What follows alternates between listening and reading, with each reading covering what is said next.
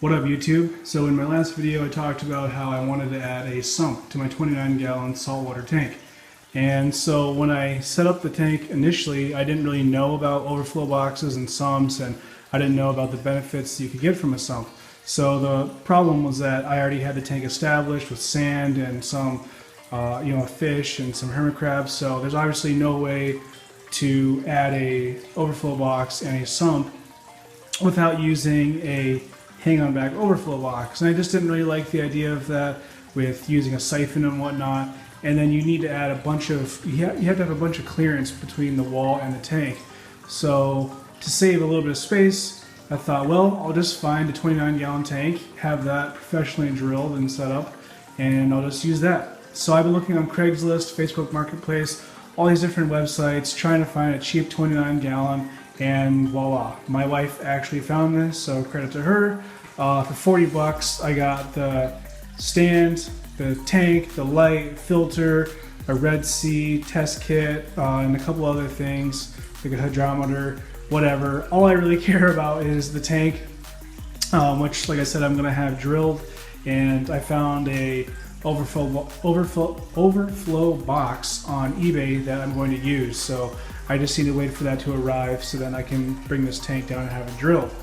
So I have this life rock. I haven't really decided if I'm going to use it or not. I kind of like the fact that it's painted purple and it looks like it has chlorine algae on it.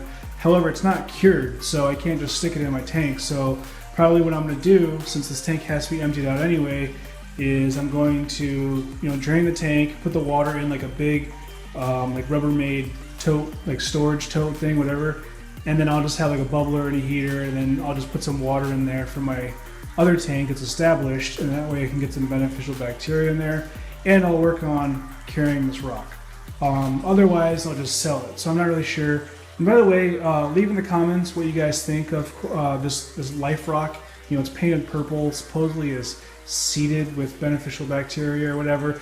Let me know what you guys think of it. I would love to hear your guys' comments on that. So basically, I just picked up this 10-gallon tank from my buddy. He gave it to me for 10 bucks. Can't really beat that. So that's going to go underneath the tank in the stand upstairs. That will be my sump with a protein skimmer.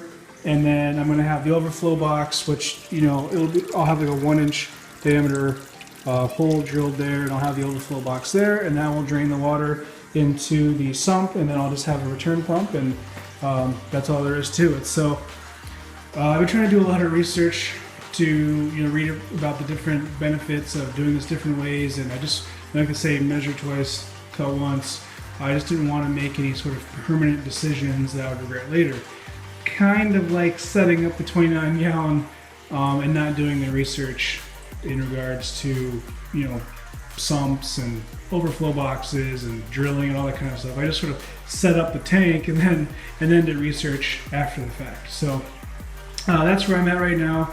That's pretty much all I have for this video. If you guys have any wisdom, advice, anything that you'd like to share with me, I would love to hear it. So just drop that in the comment section. And if you have any, whatever you want to say, just drop it in the comments and I'll probably respond back to you. So that's all I got today. That's all I got for today, guys. So I'll be doing a video on my 29-gallon freshwater pretty soon. I know I've said that a couple times, but I've just been doing a lot of work on this saltwater tank. But I will be doing a video on my freshwater tank soon. So I'll probably have the overflow box here in like a week or so. So I'll make a video probably showing like the drilling of this tank and adding the overflow box and whatnot. So I'll try to show like the progress of it and whatnot for anyone who's curious. So if you, like I said, drop me a comment if you have any questions, concerns, give me a thumbs up. I always appreciate that. And if you want to see my progress over time and be a part of the journey with me, hit the subscribe button. Thanks guys for watching, and I'll see you next time.